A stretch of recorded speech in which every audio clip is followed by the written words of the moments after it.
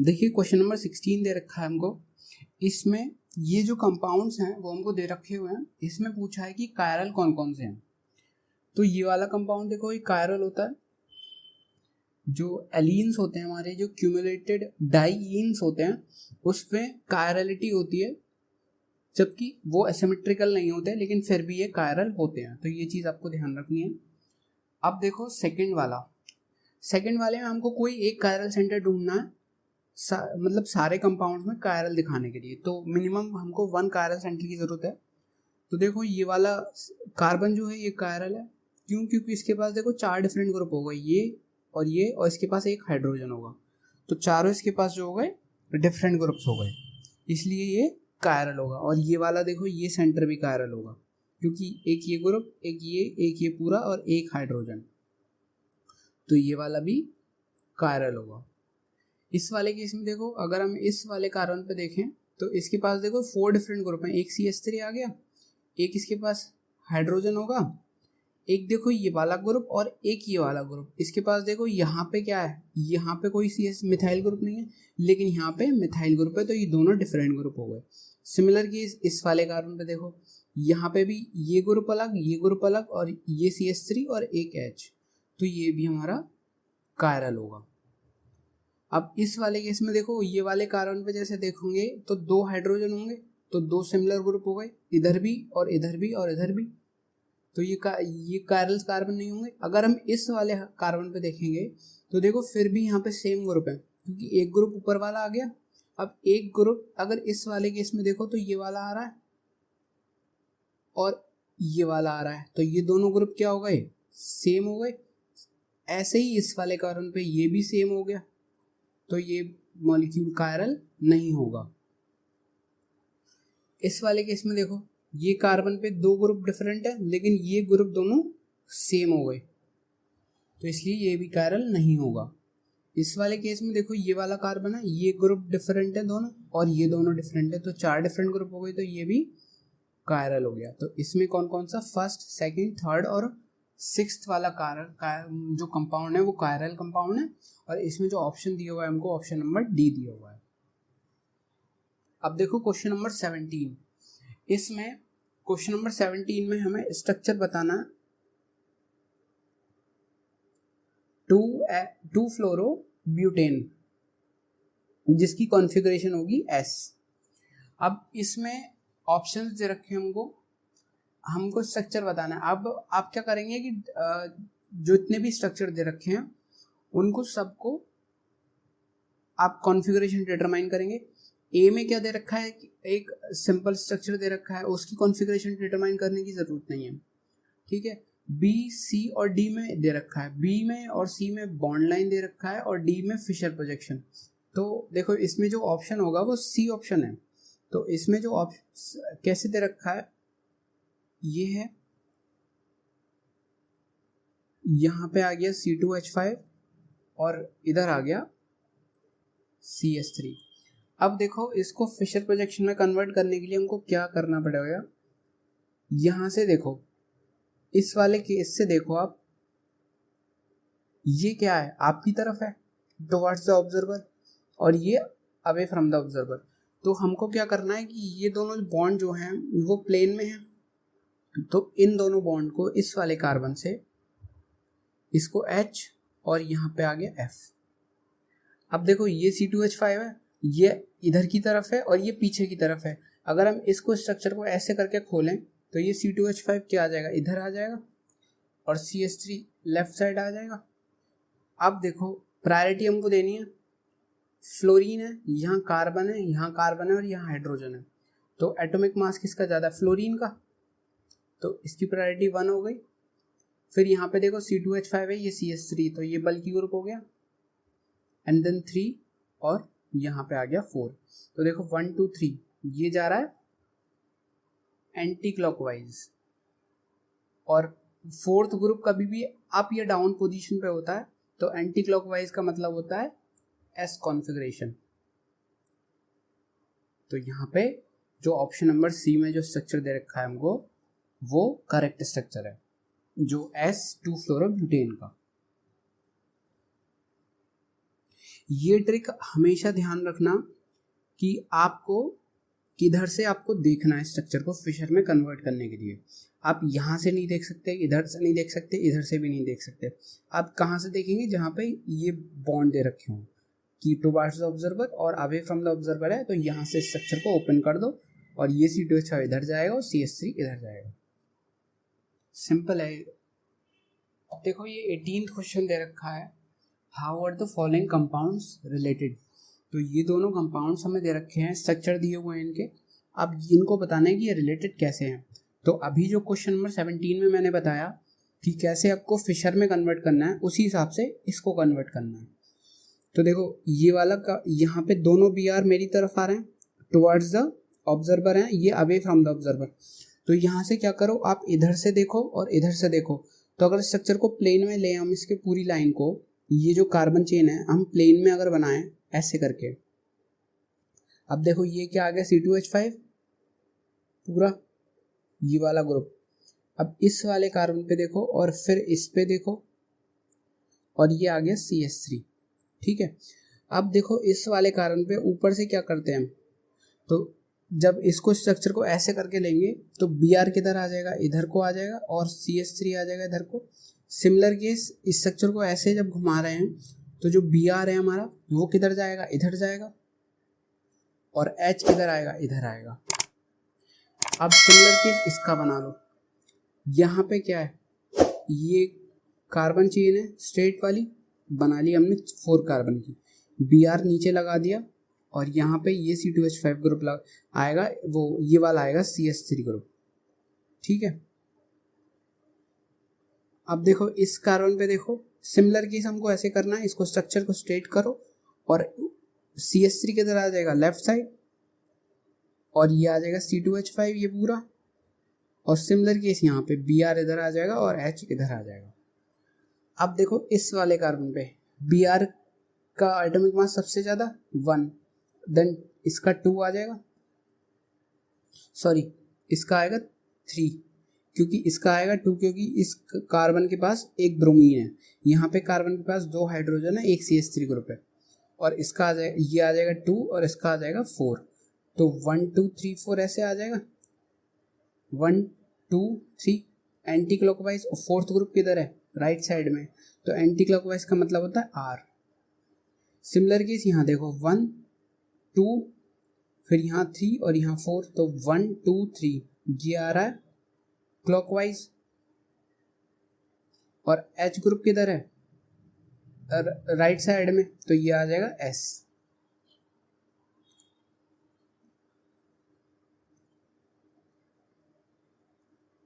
अब similar case इस वाले केस में देखो, यहाँ पे क्या है,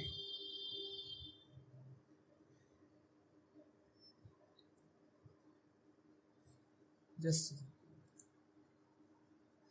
यहाँ पे देखो ये BR है, तो ये जो आएगा वो BR आएगा, ये 1 आ गया, फिर देन यहाँ पे ये वाला 2 और ये 3 और ये 4, तो 1 2 3 ये आ गया, क्या आया, एंटी, और राइट साइड में क्या है हमारा 4th ग्रुप, वो लेफ्ट साइड में 4th ग्रुप है, तो एंटी का मतलब हो गया R।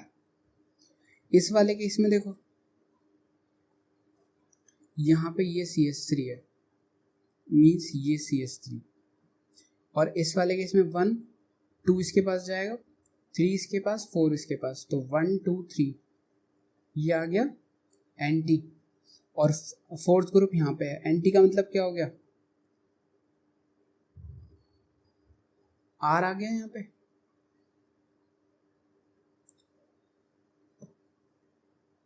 तो ये R और R, यहाँ पे आ गया R और S, तो RS और RR ये कॉन्फ़िगरेशन आएगी, जिससे ये क्या होगा, डायस्टेरियोमर्स। तो यहाँ पे जो ऑप्शन नंबर दे रखा है हमको, ऑप्शन नंबर A करेक्ट है। क्वेश्चन नंबर 19 देखो, ये इजी क्वेश्चन है, कारल जिसमें कारल कंपाउंड बताना है हमको।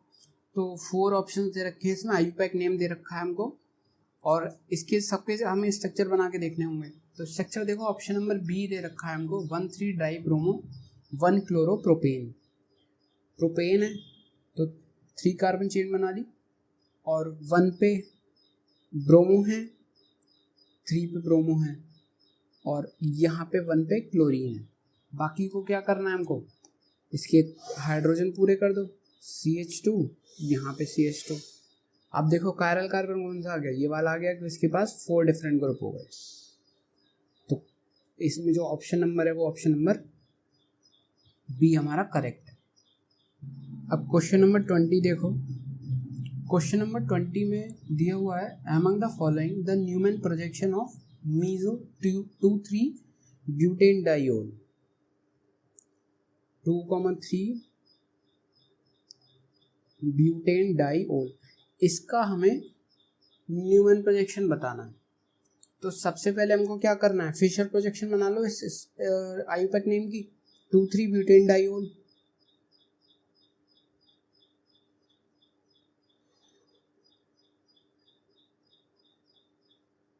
ये हमने फिशर प्रोजेक्शन बना ली। अब इसकी मीजो क्या हो जाएगी,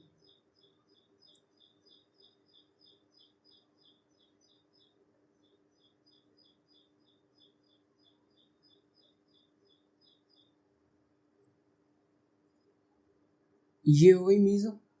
इस वाले की न्यूमैन प्रोजेक्शन, फिशर प्रोजेक्शन की न्यूमैन प्रोजेक्शन। अब इसमें जो ऑप्शंस हमको दे रखे हैं वो डिफरेंट ऑप्शंस हैं, वो एंटी फॉर्म में दे रखे हैं हमको, तो वो हमें क्या करना पड़ेगा, इसको एंटी फॉर्म में कन्वर्ट करना पड़ेगा। अब देखो क्या करा हमने, यहाँ पे हमने 60 डिग्री रोटेशन कर दी।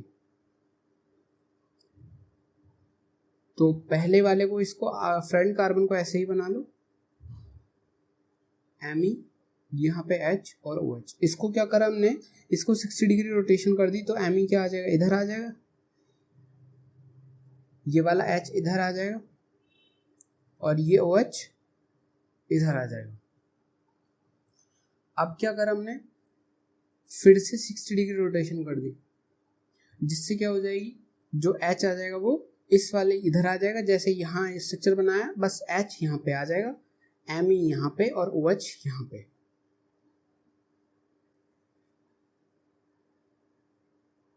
तो देखो आगे वाले जो फ्रंट कार्बन है उसको एज इट इज रखेंगे। अब 60 डिग्री रोटेशन, यहाँ पे आ जाएगा OH, इधर Me और यहाँ पर H। अब क्या करा हमने, फिर से 60 डिग्री रोटेशन कर दी, जिससे क्या हो जाएगा, ये एंटी फॉर्म में आ जाएगा, मींस Me आ जाएगा इधर को,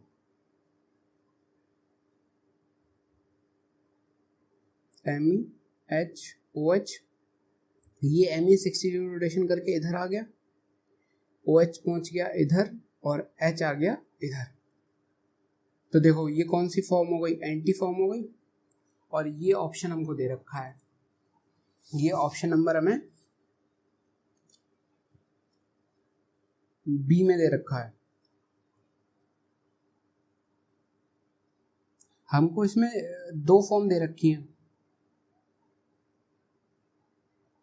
P और R। जो स्ट्रक्चर हमें गिवन है उसमें P और R स्ट्रक्चर हमें दे रखे हैं, जो यहाँ पे करेक्ट होंगे ऑप्शन नंबर बी में।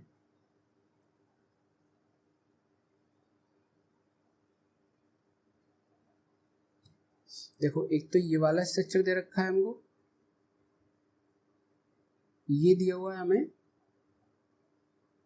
P स्ट्रक्चर पे, और ये वाला स्ट्रक्चर दे रखा है हमको R पे। तो P और R दोनों स्ट्रक्चर आ रहे हैं, तो इसलिए ऑप्शन नंबर यहाँ पे बी करेक्ट होगा। क्वेश्चन नंबर 21 देखो। क्वेश्चन नंबर 21 में स्ट्रक्चर दिया हुआ है हमें बाइनेप्थॉल का। आप बुक में स्ट्रक्चर देखोगे तो बाइनेप्थॉल का स्ट्रक्चर हमको दिया हुआ है, स्ट्रक्चर ऐसे कुछ दिया हुआ है।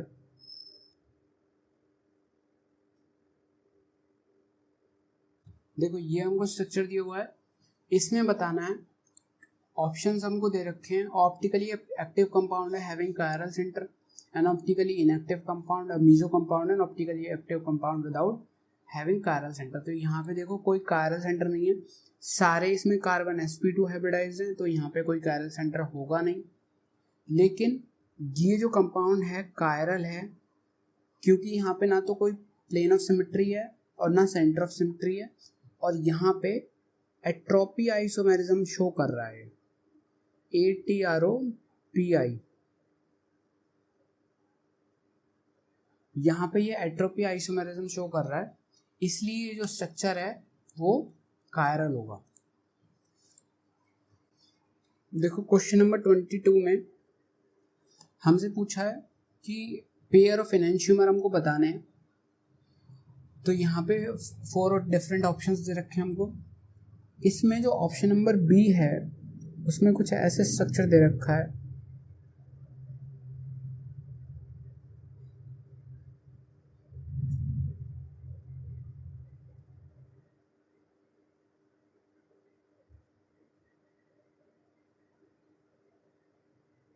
देखो ये स्ट्रक्चर हमको दे रखा है ऑप्शन नंबर बी में। तो ये देखो यहाँ पे ये जो स्ट्रक्चर है इसकी मिरर इमेज है। अगर हम इसको मिरर इमेज इसकी बनाते हैं इस वाले स्ट्रक्चर की,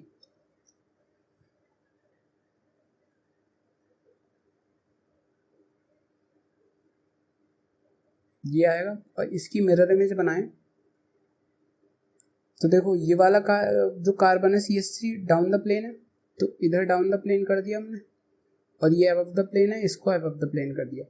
अगर हम इसको स्ट्रक्चर को रिवर्स कर दें, मीन्स अगर हम ये वाला कार्बन इस पे मिथाइल ग्रुप है, अगर हम इस वाले कार्बन पे लाएंगे तो ये क्या होगा, यहाँ बिलो द प्लेन है तो ये क्या हो जाएगा, अबव द प्लेन हो जाएगा, और ये जो है एज इट इज रहेगा, सॉरी ये बिलो द प्लेन हो जाएगा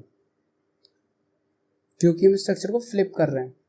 तो ये अबव द प्लेन और ये आ जाएगा बिलो द प्लेन। तो ये स्ट्रक्चर किसके सेम हो गया, इस वाले स्ट्रक्चर के सेम हो गया। मीन्स ये और ये जो है दोनों स्ट्रक्चर क्या हो गए, मिरर इमेज हो गए। और ये क्या है, नॉन सुपर इम्पोजेबल। अगर हम इस स्ट्रक्चर को इसके ऊपर रख के देखें तो ये सुपर इम्पोज नहीं होंगे, तो मिरर इमेजेस हैं और नॉन सुपर इम्पोजेबल हैं। तो यहाँ पे ऑप्शन नंबर बी हमारा करेक्ट है, जो पेयर ऑफ एनेंशियोमर है। देखो question number 23, maximum number of stereo isomer that could exist for the below compound. तो यहाँ पे हमें कंपाउंड दिया हुआ है 23 में,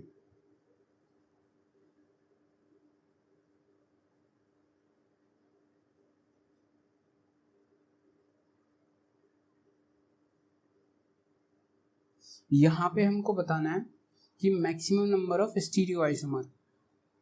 यहाँ पे देखो मॉलिक्यूल क्या है, सिमेट्रिकल है, सिमेट्रिकल मॉलिक्यूल है, और यहाँ पे नंबर ऑफ कायरल सेंटर देखो, ये वाला कार्बन कायरल है, ये भी कायरल है, ये भी कायरल है, और ये भी कायरल है, इवन कायरल कार्बन है, सिमेट्रिकल है और इवन कायरल कार्बन है, दोनों कंडीशंस हैं। तो टोटल नंबर ऑफ आइसोमर्स जो होंगे वो 2 की पावर n-1 प्लस 2 की पावर n/2 -1।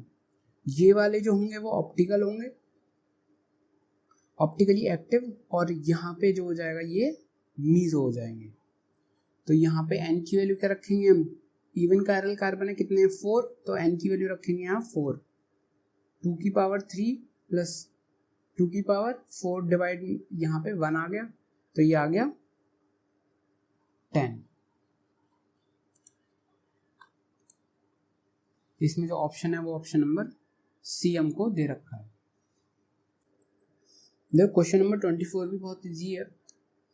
इसमें 2 स्ट्रक्चर दिए हुए हैं हमको,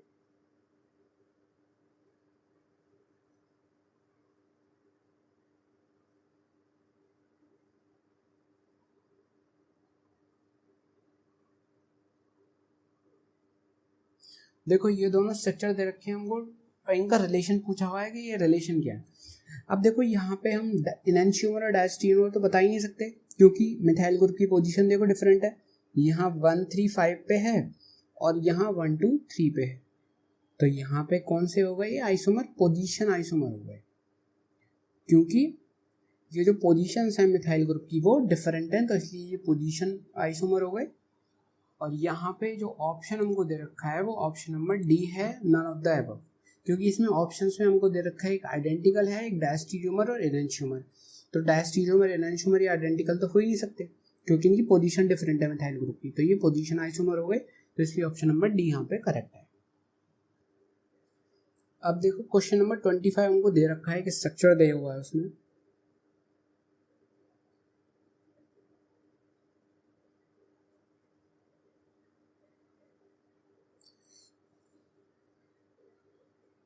ये Cl दिया हुआ है और इधर Cl दिया हुआ है, ये पोजीशन A है, ये पोजीशन B है। अब देखो हमको इस क्वेश्चन में सबसे पहले क्या आना चाहिए कि पोजीशन निकालनी आनी चाहिए। सबसे पहले तो देखो ये पोजीशन कौन सी है, इक्वेटोरियल पोजीशन है, और ये वाली भी इक्वेटोरियल पोजीशन है। अगर हम पोजीशन देखें तो देखो ये तो आ गई इक्वेटोरियल पोजीशंस और ये आ गई एक्सियल। ठीक है, अब हमको जब यहाँ पे कॉन्फ़िगरेशन बतानी है तो above the plane below the plane का कंसेप्ट भी लगेगा। तो देखो अगर हम यहाँ पे ऐसे ये रिंग को अगर प्लेन में माने और ये प्लेन है हमारा, अब इसका अबव द प्लेन और बिलो द प्लेन कंसेप्ट कैसे लगेगा। देखो ये जो ई है वो इक्वेटोरियल पोजीशन ऊपर की साइड है, तो ये तो अबव द प्लेन हो जाएगा, और ये क्या हो जाएगा, बिलो द प्लेन हो जाएगा। अब ये देखो ये नीचे की साइड है, मीन्स ये बिलो द प्लेन और ये अबव द प्लेन। अब इस पोजीशन पे देखो ये कौन सी है, ये वाली पोजीशन है, इस पे क्या है, एक्सियल है, वो इक्वेटोरियल है ये वाली पोजीशन। अब एक्सियल तो ये आ रही है नीचे की साइड, ये इक्वेटोरियल आ रही है, मीन्स ये क्या हो जाएगी, अबव द प्लेन। और यहाँ पे देखो ये क्या आ रहा है, बिलो द प्लेन, ये भी बिलो द प्लेन है, तो ये आ जाएगी डॉटेड। ठीक है, अब क्या करना है हमको, एक स्ट्रक्चर बनाओ सिंपल रिंग का। अब ये पोजीशन ए रखो, ये पोजीशन बी रखो, यहाँ पे Cl क्या है, अबव, तो इसके साथ क्या हो जाएगा, एक H हो जाएगा जो बिलो द प्लेन हो जाएगा। यहाँ पे बिलो द प्लेन है Cl, इसके पास एक H होगा जो अबव द प्लेन होगा। अब देखो 1 नंबर इसको जाएगा, सेकंड इस वाले कार्बन को जाएगा, क्योंकि इसके पास एक Cl है और इस वाले कार्बन के पास 2 हाइड्रोजन है, थर्ड इसको और फोर्थ इसको। तो देखो 1 2 3 4 ये आ गया, तो ये कौन सी कॉन्फ़िगरेशन हो गई, R। सिमिलर केस 1 2 3 4 ये आ गई एंटी। और यहाँ पे क्या है, जो फोर्थ ग्रुप है वो बिलो द प्लेन है और क्लॉकवाइज है, तो आर जाएगी, और ये एंटी है लेकिन जो फोर्थ ग्रुप है वो अबव द प्लेन है, तो ये भी आर जाएगी। तो ये दोनों कॉन्फ़िगरेशन हो गई आर आर। तो इसका जो ऑप्शन है हमारा वो ऑप्शन नंबर है ए।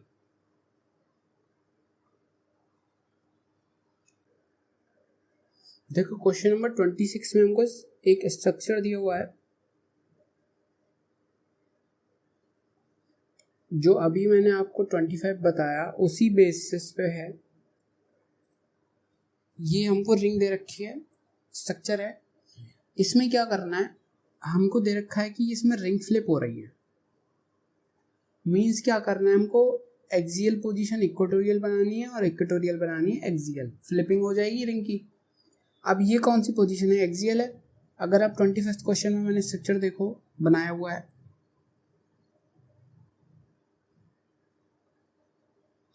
ये जो पोजीशंस है हमारी ये इक्वेटोरियल होंगी और बाकी ये वाली एक्सियल हो जाएंगी।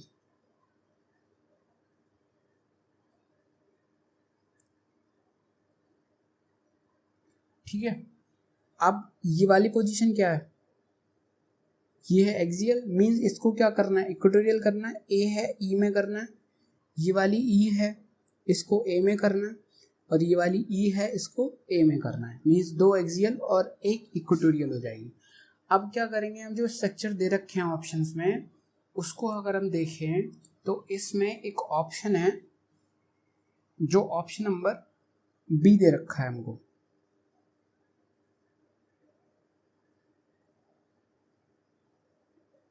तो इसमें जो स्ट्रक्चर दिया हुआ है हमको वो ये दिया है।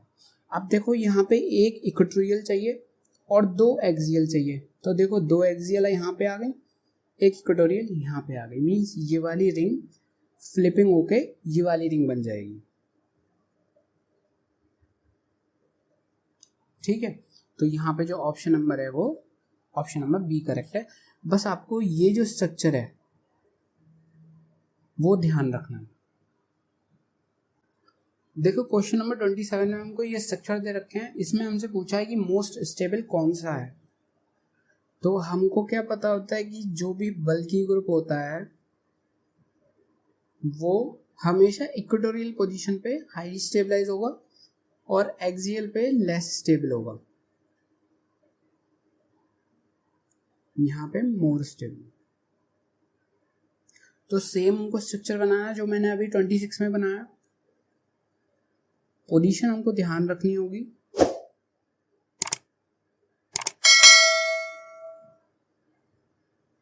बाकी ये वाली एक्सियल पोजीशंस हो गई। अब देखो यहाँ पे इक्वेटोरियल पोजीशन में कौन कौन से हैं। देखो ये इक्वेटोरियल है और ये इक्वेटोरियल है, ये एक्सियल है, ये इक्वेटोरियल है, ये एक्सियल है, इक्वेटोरियल है, और ये दोनों इक्वेटोरियल पोजीशन है। अब देखो यहाँ पे एक्सियल आ रही है, यहाँ पे एक्सियल आ रही है, इन दोनों को रहने दो, मोस्ट स्टेबल नहीं होने वाले।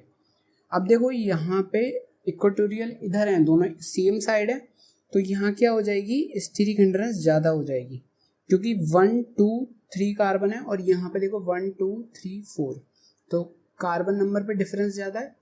तो यहाँ पे जो स्टीरिक हिंड्रेंस होगी वो यहाँ पे कैसे हो जाएगा, देखो फर्स्ट और थर्ड पे हो जाएंगे और फोर्थ वाले स्ट्रक्चर में ऐसे होगा। तो यहाँ पे स्टीरिक हिंड्रेंस सबसे कम होने वाली है, मीन्स ये जो स्ट्रक्चर है वो हाईली स्टेबल होगा। तो यहाँ पे जो ऑप्शन नंबर डी है वो करेक्ट है।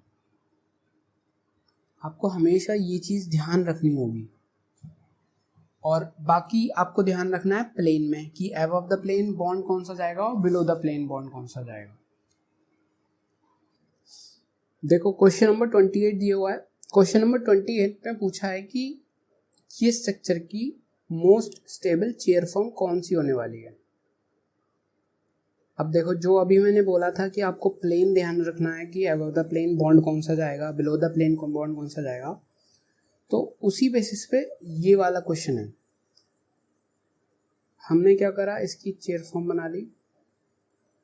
अब देखो जो बिलो द प्लेन बॉन्ड जाते हैं वो मैं बता रहा हूँ, ये एक्सियल ई और यहाँ पे ये वाला, मीन्स ये इक्वेटोरियल है, ये एक्सियल है, ये इक्वेटोरियल है, ये एक्सियल है, ये इक्वेटोरियल है और ये एक्सियल है। जो बाकी जो जाएंगे वो जाएंगे अबव द प्लेन। अब देखो यहाँ पे क्या दोनों क्या है, अबव द प्लेन है, मीन्स हम 1 2 3 4, अगर हम इस वाले कार्बन पे और इस वाले कार्बन पे बात करें 1 2 3 और 4, तो दोनों क्या जा रहे हैं अबव द प्लेन, मीन्स यहाँ पे क्या है, ये एक्सियल जाने वाला है और यहाँ पे इक्वेटोरियल जाने वाला है। ये है और ये है, मीन्स हमें स्ट्रक्चर देखना है जिसमें फर्स्ट और फोर्थ कार्बन पे एक्सियल हो और इक्वेटोरियल हो, या फिर कुछ और कंडीशन भी हो सकती है। हम ये 1 कार्बन ये लें और सेकंड कार्बन ये लें, तो यहाँ पे क्या हो जाएगा, एक एक्सियल हो जाएगी और एक इक्वेटोरियल हो जाएगी। तो कंडीशन वही आनी है, आपको स्ट्रक्चर देखना है। अब इसमें ऑप्शन नंबर हमको दिया हुआ है, ऑप्शन नंबर है बी। ऑप्शन नंबर बी में देखो ये यहाँ पे क्या है, ये अबव द प्लेन है, मीन्स इक्वेटोरियल हम यहाँ पे लगा दें, यहाँ पे आ जाएगी ये, और ये क्या है, मिथाइल क्या है अबव द प्लेन, इसको एक्सियल पे डाल दो। तो ये ऑप्शन नंबर बी में हमको दे रखा है। जो कि ये करेक्ट है। क्वेश्चन नंबर 29 इजी है। इसमें क्या करना है, हमको सॉल्युबिलिटी बतानी है, आइडेंटिकल सॉल्युबिलिटी इन मिथनॉल। तो सबसे पहले हमको इनएंशियोमर फाइंड करने होंगे। आप इसको खुद ट्राई करना। इनएंशियोमर आपको फाइंड करने हैं। उनकी क्या होती है, सेम सॉल्युबिलिटी होती है एक सॉल्वेंट में। तो जब सेम सॉल्युबिलिटी होगी तो इनएंशियोमर हमको फाइंड करने हैं, और जो इनएंशियोमर है वही हमारा ऑप्शन जो है यहाँ पे करेक्ट होगा। इसमें जो ऑप्शन दे रखा है हमको, ऑप्शन नंबर ए दिया हुआ है, जो स्ट्रक्चर है फर्स्ट और फोर्थ। तो ये आप इनएंशियोमर फाइंड करो, खुद से फाइंड करो, उसकी सेम सॉल्युबिलिटी होगी तो वही आपका आंसर होगा। देखो क्वेश्चन नंबर 30 है। इसमें हमको दो स्ट्रक्चर दिए हुए हैं।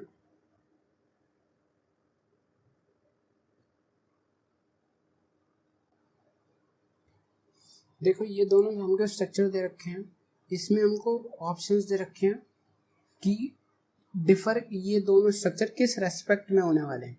अब देखो ये दोनों स्ट्रक्चर देख के हमको क्या लग रहा है कि ये दो देखो अबव द प्लेन है, तो यहाँ पे क्या होगा, बिलो द प्लेन होगा। यहाँ बिलो द प्लेन है तो अबव द प्लेन होगी। अगर हम इस स्ट्रक्चर की मिरर इमेज बनाते हैं, तो मिरर इमेज अगर हम बनाएंगे तो देखो ये वाला जो OH है वो अबव द प्लेन आएगा। मीन्स इस स्ट्रक्चर को इसको फ्लिप कर दो।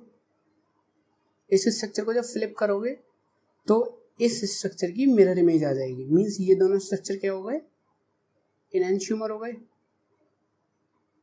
इसकी मिरर इमेज आप खुद से ट्राई करना, क्योंकि देखो इस स्ट्रक्चर को बिल्कुल फ्लिप कर दो तो ये जो बिलो द प्लेन, ये अबव द प्लेन है तो ये हो जाएंगे बिलो द प्लेन, जो आ जाएंगे इधर की साइड। अब ये वाला क्या है, बिलो द प्लेन, ये आ जाएगा अबव द प्लेन। अगर फ्लिप करेंगे तो मीन्स ये वाला आ जाएगा। तो यहाँ पे क्या हो जाएगा, ये मिरर इमेज हो जाएगा और नॉन सुपर इम्पोसिबल होगा। तो ये जो हो जाएंगे वो इनएंशियोमर हो जाएंगे। और इनएंशियोमर क्या करते हैं, यहाँ पे नॉन सुपर इम्पोजिट इनएंशियोमर है तो ये क्या करेंगे, डिफरेंट बिहेव करेंगे टुवर्ड्स प्लेन पोलराइज्ड लाइट। तो इसमें जो ऑप्शन नंबर है वो ऑप्शन नंबर सी दिया हुआ है। Thank you for watching the video, all the best.